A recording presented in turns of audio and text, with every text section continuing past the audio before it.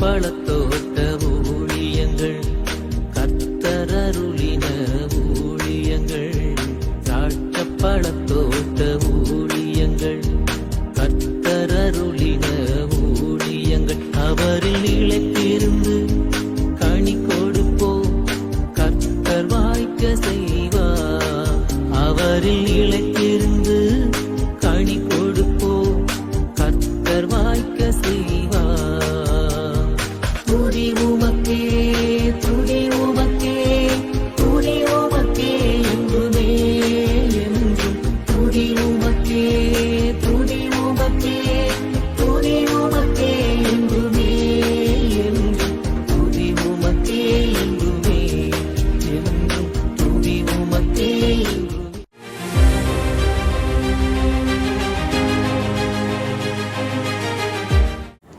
நியாயாதிபதிகள் 10:4. 30 கழுதைக்குட்டிகளின் மேல் ஏறும் 30 குமாரர் மாகிருக்கு இருந்தார்கள். அவர்களுக்கு 30 ஊர்களும் இருந்தது. இஸ்ரவேலை ரட்சிப்பதற்கு ஆண்டவர் எப்பொழுதும் நியாயாதிபதிகளை எழுப்பிக்கொண்டே இருந்தார். அவர்கள் எழும்பி எதிரிகள் கையிலிருந்து, பொல்லாத மனிதர்கள் கையிலிருந்து அவர்களை ரட்சித்தார்கள் என்று நாம் காண்கின்றோம். அப்படி என்றால் என்னையும் உங்களையும் ரட்சிப்பதற்காக, நமக்கு உதவி செய்வதற்காக ஆண்டவர் அவர் எங்கிருந்தாவது யாரையாவது அவர் எழுப்புவார். ஃபைனான்ஸில் உதவி செய்கிறதுக்கு, ஊழியத்தில் கூட இருக்கிறதுக்கு, பக்கபலமாக இருக்கிறதுக்கு, உங்கள் பிள்ளைகளுக்கு பிரச்சனை வரும்பொழுது அவர்களை அல்லது காப்பாற்றுறதுக்கு, பொல்லாத மனிதர்கள் யுத்தம் செய்யும் பொழுது அவர்களுக்கு எதிராக நிற்பதற்கு ஆண்டவர் இரட்சகர்களை உங்களுக்காக எழுப்பிக்கொண்டே இருப்பார். 30 பிள்ளைகள் இருந்திருப்பார்கள் என்றால் அந்த மாவீர் எவ்வளோ பலமுள்ளவராக இருந்திருப்பார், அவருக்கு எவ்வளோ சப்போர்ட் இருந்திருக்கும். உங்களுக்கும் கூட அப்படியே 30 பிள்ளைகளை எழுப்புவார், 30 நண்பர்களை எழுப்புவார், ஐஸ்வர்யவான்களை எழுப்புவார். உங்களுக்கும் எல்லா பக்கத்துலேருந்து உதவி வரும்படியே செய்வார். எனக்கு யாரும் இல்லையே, எனக்கு அப்பா இல்லையே, எனக்கு கணவர் இல்லையே, அண்ணன் இல்லையே, தம்பி இல்லையே, கலங்காதீங்க.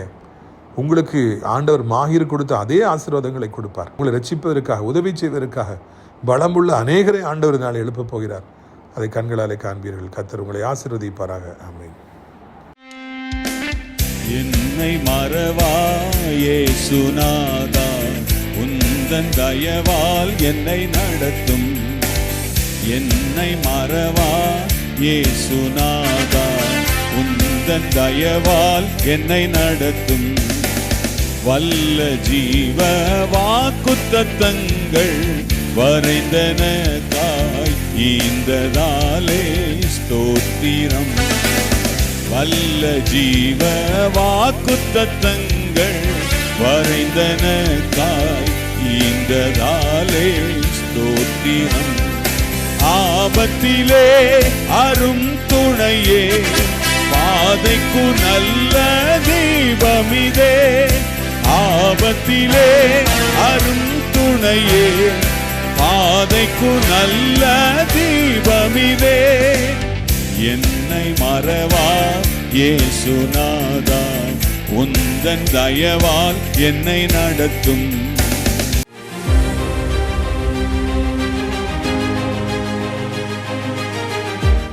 சிறியவனை பொழுதிலிருந்தும் எளியவனை குப்பையிலிருந்தும் எடுத்து உயர்த்தி ராஜாக்களோடும் பிரபுக்களோடும் பந்திருக்க செய்கிற அருமை ஆண்டவர் இயேசு கிறிஸ்துவின் இனிதான நாமத்தினாலே உங்கள் யாவருக்கும் என்னுடைய அன்பான வாழ்த்தல்கள். நீங்கள் கோடா கோடியாய் பெருகுவீர்களாக, உங்கள் பிள்ளைகள் கோடா கோடியாய் பெருகுவார்களாக. பிரியத்துக்குரியவர்கள், இந்த வாரம் சனிக்கிழமை மாதத்தின் 4வது சனிக்கிழமையாக இருக்கிறபடியினாலே கர்த்தருக்கு சித்தமானால் சென்னை பல்லாவரம் பம்மல் சியோன் காம்ப்ளெக்ஸில் 4வது மாடியிலே வைத்து நம்முடைய விடுதலை நாள் கூட்டங்கள் நடைபெறும். ஏராளமான ஜனங்கள் சென்னையிலே நம்முடைய நிகழ்ச்சிகளை நாள்தோறும் பார்த்து வருகிறீர்கள். நீங்கள் விரும்பினால் நீங்களும் கூட வந்து அந்த கூட்டத்தில் பங்கேற்று இயேசு கிறிஸ்து உங்களுக்கு தரும் விடுதலையை நீங்கள் தாராளமாய் பெற்று செல்லலாம்.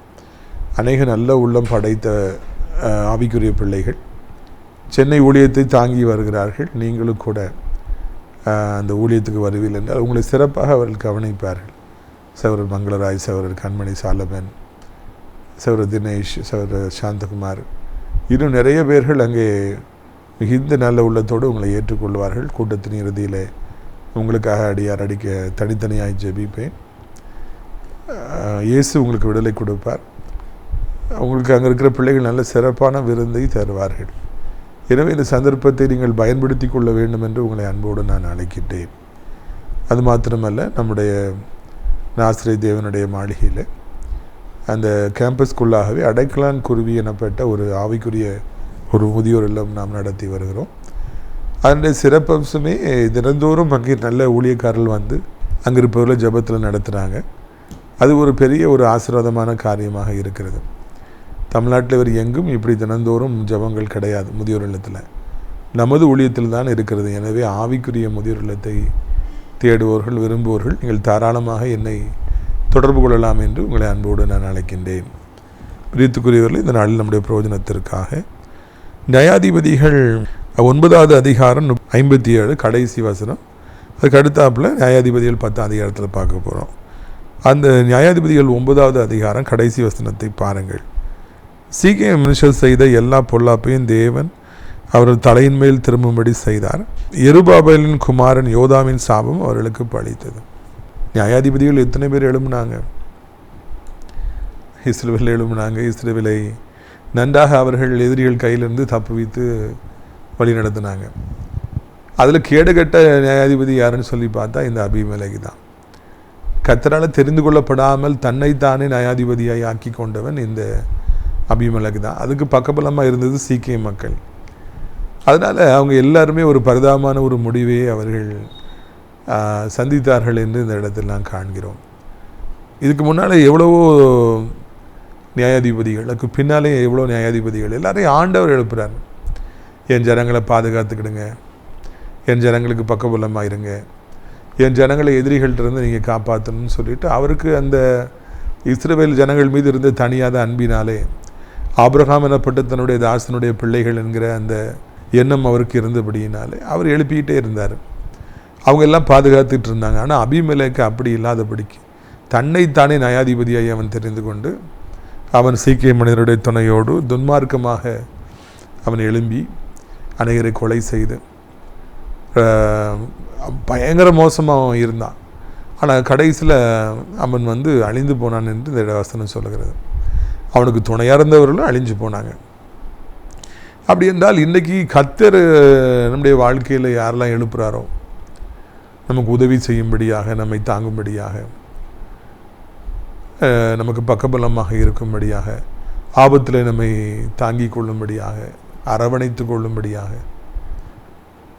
ஆண்டவர் எழுப்புவார். இங்கே இஸ்ரவேல் ஜனங்களுக்கு நியாயாதிபதிகள் எழுப்பின மாதிரி நமக்கும் அப்படியாக அவர் நல்ல உள்ளம் படைத்தவர்களை அவர் எழுப்புவார். உங்கள் ஊழியத்தில் உங்களை தாங்கும்படியாக ஆண்டவர் நியாயாதிபதிகளை எழுப்புவார். யாரெல்லாமோ வருவாங்க, உங்களை தாங்குவாங்க, உங்களை ஏந்தி கொள்வாங்க. அப்படி ஏந்தி கொள்ளவில்லை என்றால், அப்படி நல்ல உள்ளம் படைத்தவர்கள் உங்கள் வாழ்க்கையில் எழும்பவில்லை என்றால் இந்த பைபிள் பொய்யாக போய்விடும் அல்லவா? அது எப்படி பொய்யா போகும்?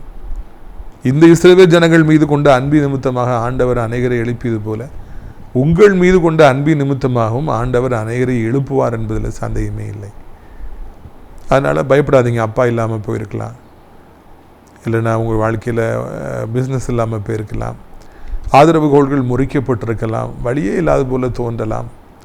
ஆனால் யாரையாவது எழுப்பி உங்களுக்கு தேவையான உதவியை செய்வதிலே அவர் உண்மையுடையவராக இருக்கின்றார். அதைத்தான் இந்த இடத்துல நான் காண்கிறோம். கர்த்தர் யாரையாவது எழுப்புவார், உங்களுக்காக எழுப்புவார். வியாதிப்பட்டிருக்கலாம், வியாதி பயங்கரமாக இருக்கும், தாங்க முடியாத வேதனையை கொண்டு வரும். கர்த்தர் எப்படியாவது எங்கேயாவது கொண்டு போய் உங்களை எப்படியாவது அந்த வியாதியை உங்களை விட்டு அவர் நீக்கி உங்களை ரட்சிப்பார். இஸ்ரவேல் ஜனங்களை எதிரிகள் கையிலிருந்து ரட்சித்தது போல உங்களையும் வியாதியின் கையிலிருந்து ரட்சிப்பார். இன்றைக்கு சாத்தான் சிங்கத்தை போல வந்திருக்கலாம், கரடியை போல வந்திருக்கலாம், கொடூரமான வியாதியாய் வந்திருக்கலாம், உங்களை பிடித்து இழுத்து சொல்ல நினைக்கலாம். ஆனால் ஆண்டவர் உங்களை ரட்சிப்பார் என்பதுதான் இந்த நாளிலே நான் காண்கின்ற காரியம். இஸ்ரவேல் ஜனங்களை பொல்ல சத்துருக்கள் எழும்பி அடிமைப்படுத்திய பொழுது, வேதனைப்படுத்திய பொழுது கர்த்தர் அவர்களை ரட்சித்தார். அவர்களை ரட்சிப்பதற்கு அவர் போதுமானவராக இருந்தார். God was capable enough to redeem the Israelites. இந்த நாளிலே நீங்கள் ஆண்டவர்கிட்ட பாதத்தில் வந்திருக்கிறீங்க, செய்தியை கேட்குறீங்க. யோசித்து பாருங்க, உங்கள் வாழ்க்கையில் நியாயாதிபதிகள் எழும்பியிருக்காங்களா? உங்களை ரட்சிக்கிறவங்க எழும்பியிருக்காங்களா? உங்களுக்கு உதவி செய்கிறவங்க எழும்பியிருக்காங்களா? உங்களுடைய வாழ்க்கையில் உங்களுக்கு பக்கபலமாக இருக்கிறவர்கள் எழும்பியிருக்கிறாங்களா? உங்களை தாங்குகிறவங்க எழும்பியிருக்கிறாங்களா? அப்படி எழும்பவில்லை என்றால் ஆண்டவர்கிட்ட கேளுங்க. ஆண்டவரே, இஸ்ரவேல் ஜனங்களுக்கு நீர் அப்படிப்பட்ட ஜனங்களை எழுப்பியது பொழுது எனக்கு ஏன் நீர் எழுப்பக்கூடாது என்று நீங்கள் ஆண்டவர்கிட்ட கேட்டு பாருங்கள். அப்பொழுது ஆண்டவர் நிச்சயமாக உங்களுக்கு உதவி செய்வார் என்பதில் சந்தேகமே இல்லை. ஒரு குறித்த காலம் வரைக்கும் நியாயாதிபதிகள் இருந்தாங்க. அதுக்கு பிறகு அவங்களுக்கு காலம் முடிகிறது. இங்கே தன்னைத்தானே நியாயாதிபதியாகி எழுப்பி கொண்ட அந்த அபிமெலேக்குடைய கதை, அவனுக்கு துணையாக இருந்த கதையெல்லாம் பாதியில் முடிஞ்சது மாதிரி, யாரெல்லாம் கர்த்தரால் எழுப்பப்படலையோ, உங்கள் வாழ்க்கையில் எழுப்பப்படலையோ, அவங்க யாரெல்லாம் வேதனை கொடுக்குறாங்களோ, யாரெல்லாம் உங்களை துன்பப்படுத்துகிறாங்களோ, அவங்கெல்லாம் ஒரு காலகட்டத்தில் உங்களை விட்டு இருக்க முடியாதபடி, உங்களை துன்பப்படுத்த முடியாதபடிக்கு அவங்களாம் அழிஞ்சு போயிடுவாங்க. அபிமெலேக்கு தொடர்ந்து இருக்க முடியுமா? சரித்திரம் அப்படி சொல்லுதா? இல்லை, அவன் முடிவு பரதாமல் இருந்தான். அதே மாதிரி உங்களை யாராவது துன்பப்படுத்துவதற்காக எழும்பி இருப்பார்கள் என்றால், உங்களை வேதனைப்படுத்துவதற்காக எழும்பி இருப்பார்கள் என்றால், அவங்கள ஆண்டவர் அழிப்பார். உதவி செய்வதற்காக நியாயாதிபதிகள் எழுப்பியவர், துன்பப்படுத்துவதற்காக அங்கே அபிமெலேக்கு எழும்பின பொழுது அவனை அழித்தார் என்று காண்கிறோம். இன்றைக்கி உங்களை துன்பப்படுத்துகிற போலாத மனிதர்கள் பல இடங்களில் எழும்புவாங்க. அவங்க சம்மந்தமே இருக்காது, நமக்கு எதிரியாக மாறி நம்மளை அழிப்பதே அவங்க வேலையை வச்சுருப்பாங்க. கர்த்தர் அவங்களெல்லாம் ஒரு நிமிஷத்தில் அப்படியே அழிச்சு போடுவார், அவங்களெல்லாம் இல்லாமல் ஆக்கி போடுவார். எப்படி என் பிள்ளைகிட்ட வந்து நீ யுத்தம் பண்ணுற அப்படின்னு சொல்லிட்டு அவங்களெல்லாம், அவங்க முடிவு வந்து பரிதாபமாக இருக்கும், பயங்கரமாக இருக்கும் அப்படிங்கிறதெல்லாம் இந்த பைபிள் வந்து சொல்லுது. தேவனுடைய பிள்ளைகளை துன்பப்படுத்துபவர்கள் வாழ்ந்ததாக சரித்திரம் இல்லவே இல்லை. நம்முடைய ஊழியத்தை நேசிக்கிற ஒரு வாலிபர் ஒருவர் உண்டு.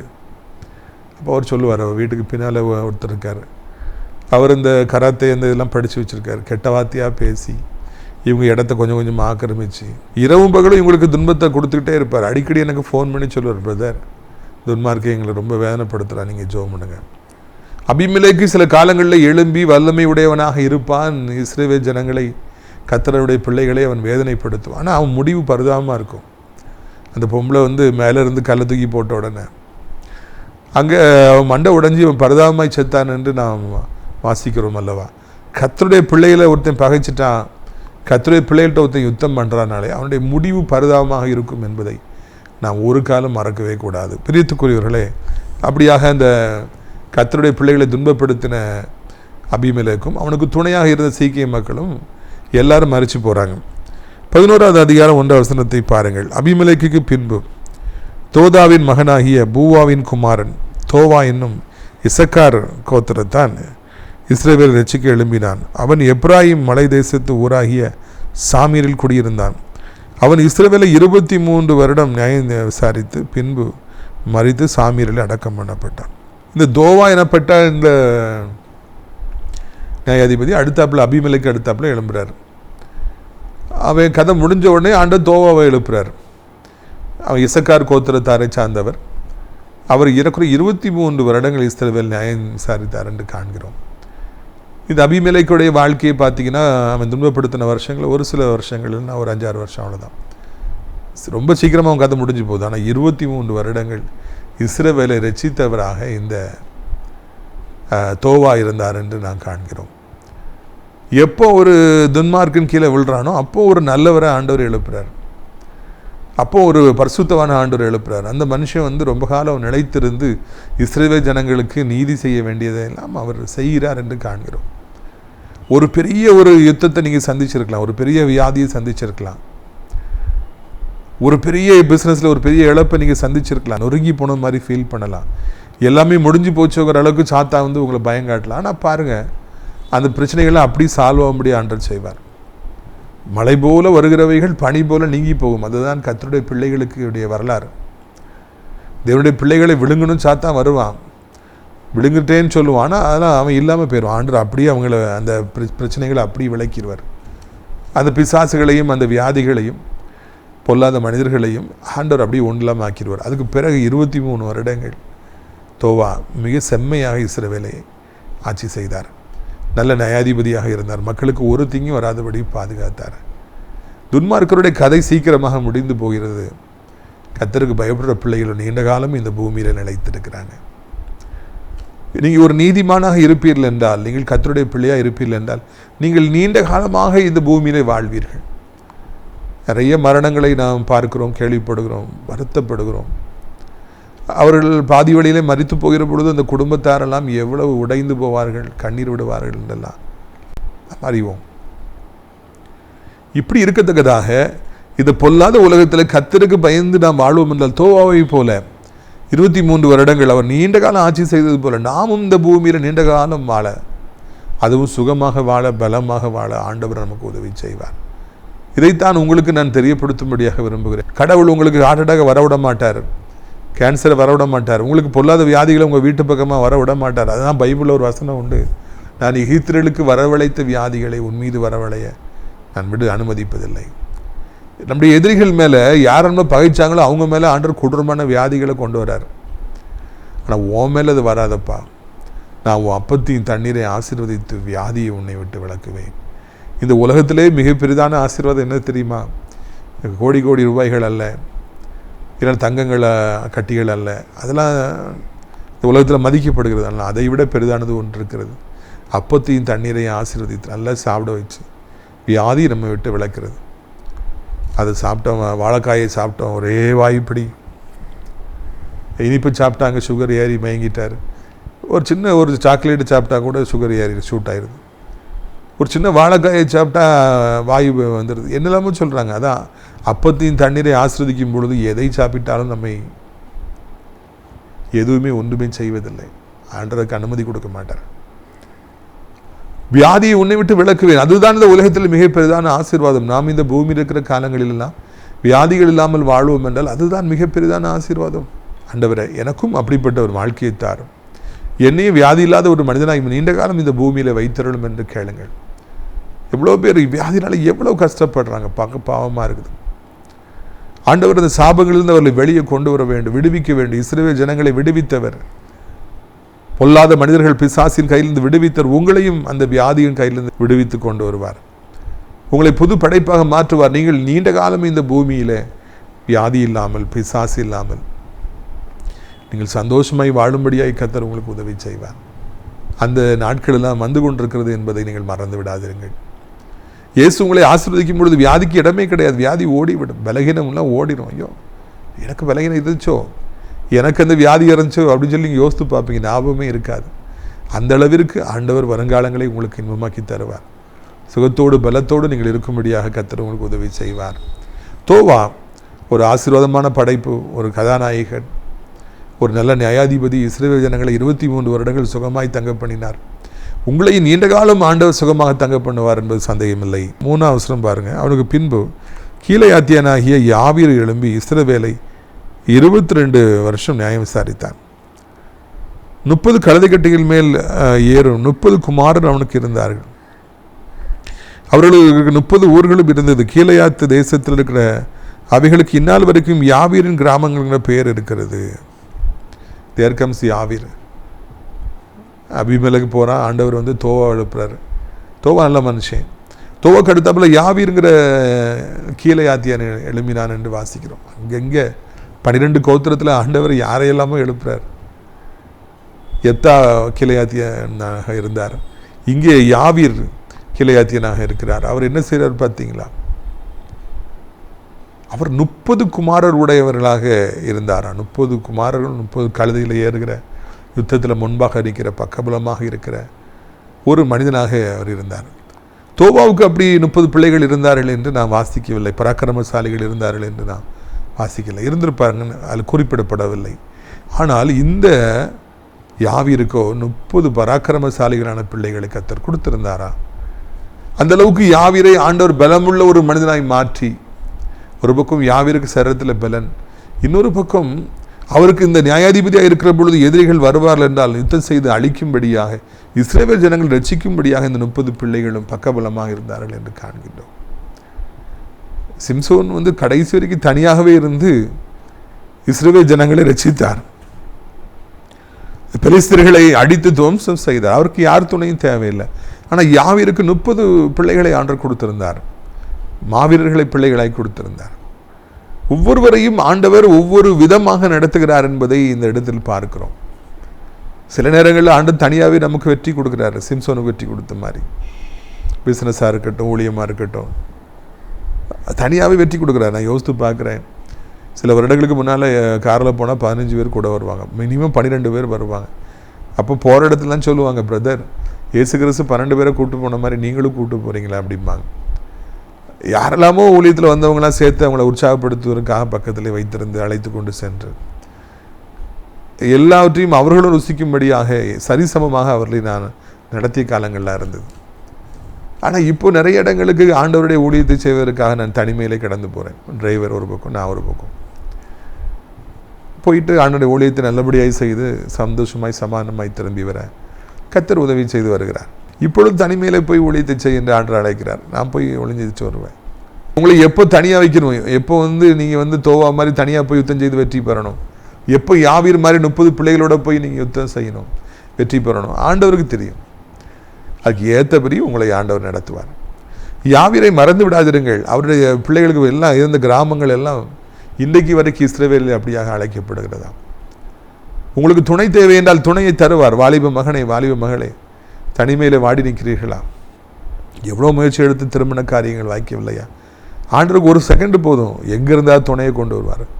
பல வருடங்களாயும் பிள்ளைகள் இல்லாமல் இருக்கீங்களா? யாவீரை நினச்சிக்கிடுங்க. 30 பிள்ளைகளை ஆண்டர் கொடுத்தார். ஒரு பிள்ளையில் 2 பிள்ளையில் 30 பிள்ளைகளை ஆண்டர் கொடுப்பார் என்றால் ஏன் உங்களுக்கு கொடுக்க முடியாதா? உங்களுக்கு 30 பிள்ளைகள் வேண்டாம், 1 பிள்ளை, 2 பிள்ளை, 3 பிள்ளை என்று கொடுக்க முடியாதா?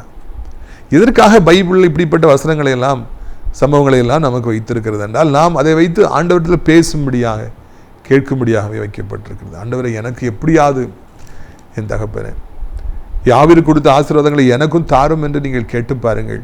அப்பொழுது நிச்சயமாக ஆண்டவர் உங்களுக்கும் கூட அப்படிப்பட்ட ஆசீர்வாதங்களை தருவார் என்பதில் சந்தேகமே இல்லை.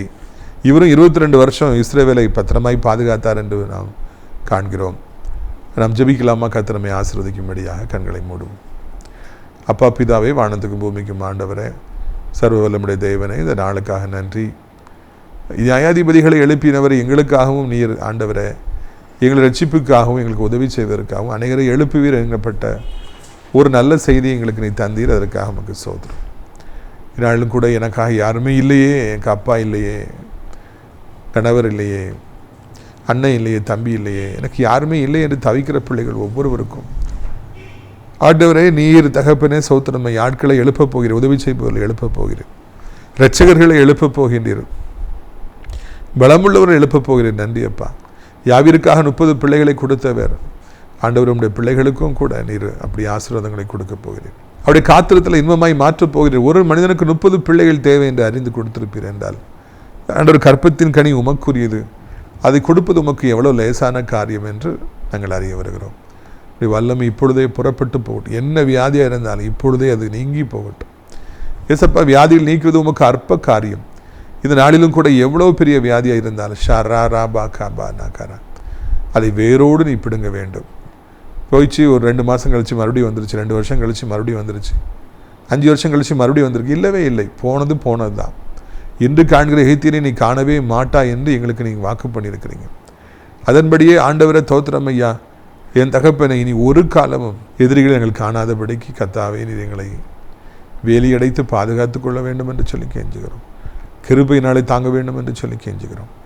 இது வியாதியை மறுபடியும் பார்க்கவே கூடாது, இந்த பலகீனத்தை மறுபடியும் பார்க்கவே கூடாது, இனி ஆஸ்பத்திரியை மறுபடியும் பார்க்கவே கூடாது, பணம் வீணாக செலவழிக்கப்படுவதை இனி மறுபடியும் பார்க்கவே கூடாது. பொல்லாத மனிதர்கள் பக்கத்து வீட்டுக்காரலாய் வருவது, கெட்ட வார்த்தைகளை ஏசுவது, அவமானப்படுத்துவது, இனி அப்படிப்பட்ட சம்பவங்கள் நடக்கவே கூடாது. ஒரு வார்த்தை கூட எங்களை அப்படி காயப்படுத்தி அனுமதிக்க கூடாது. பிள்ளைகள் வாழ்க்கையில் பயங்கரம், கெட்ட செய்தி, ஒரே அழுக, வேதனை, கசப்பு, அப்படிப்பட்ட நிலைமைகள்லாம் இருக்கவே கூடாது.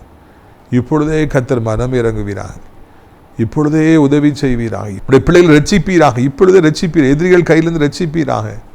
எங்களுடைய நியாயாதிபதி நீங்கள் தான்ப்பா.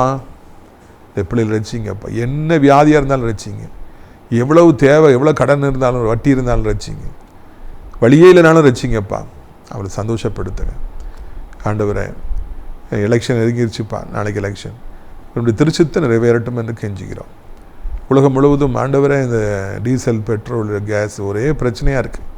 நிரந்தரமான தீர்வை தாருங்க தகப்பனே. அனைத்து மக்களையும் ஆசீர்வதிங்க, அனைத்து ஆவிக்குரிய பிள்ளைகளையும் ஊழியக்காரர்களையும் ஆசீர்வதிங்க. இந்த ஆசிரியர் திராட்சைப்பழத்தோட்ட ஊழியர்களை நேசிக்கிற, நாள்தோறும் நம் நிகழ்ச்சிகளை பார்க்கிற, அறிமுகப்படுத்துகிற ஒவ்வொரு நல்ல உள்ளங்களையும் ஆசீர்வதியும் அப்பா. தகப்பனே, அடைக்கலான்குரிய முதலிடத்தில் சேர அநேக இடங்கள் உண்டு, அநேகர் அழைத்து கொண்டு வாங்க. மகிமைப்படுங்க, பெரிய காரியங்களை செய்யுங்க. இது சத்தத்தை கேட்ட பிள்ளைகள் ஒவ்வொருவரையும் இன்று மேற்கொண்டு ஆசீர்வதிங்க. இயேசுவின் மூலமே ஜெபிக்கிறோம் நல்ல பிதாவே. என் ஆத்துமாவை கர்த்தரை சோத்திரி, முழு உலகமே அவருடைய பரிசுத்த நாமத்தை சோத்திரி. என் ஆத்துமாவை கர்த்தரை சோத்திரி. அவர் செய்த சகல உபகாரங்களை ஒருபொழுதும் மறவாதே. ஆமென். கர்த்தராகிய இயேசு கிறிஸ்துவுடைய கிருபையும் பிதாவாகிய தேவனுடைய அன்பு பரிசுத்தாடி அன்யோன்ய ஐக்கியமில்லாத பிரசனம் உங்கள் அனைவருடைய சதா காலங்களிலும் நிலைத்திருப்பதாக. அல்லேலூயா, அல்லேலூயா. God bless you. ஆமென்.